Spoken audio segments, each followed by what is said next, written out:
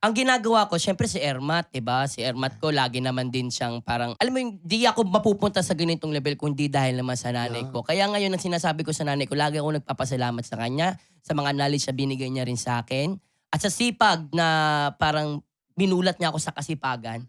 Pero lagi kong sinasabi din, Madam Chair, na baka kasi, minsan, dadating din yung panahon na hindi naman laging 100%. Nasa inyo lagi. Correct. Hindi, yung kumbaga yung trabaho natin. Hindi naman oo. hindi naman lagi 100%. So, ayoko dumating yung point na knock on wood na kapag wala akong maibigay, ayoko yung hindi naman siya hindi siya magagalit. Ayoko lang parang wala sila.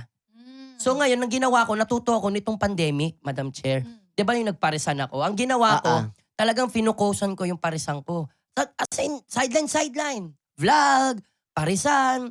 Pinakita ko sa nanay ko na kahit wala pang masyadong taping, wala pang masyadong trabaho, makakagawa ko ng paraan para kahit papaano may pang-araw-araw at para meron din ako maibigay sa inyo. Alam mo ginawa ko, Madam Chair, binigyan ko rin yung nanay ko ng parisan. Para meron din Para siya. meron din siya. So imbis Ang na ganda. imbis Tsaka na pera. literal na naging pares na kayo. No? Oo, kasi diba? dalawa na. Binigyan So parang mo. Ang talino nung Norman. Parang naging family business realize na ko siya. lang siya lately. Oo.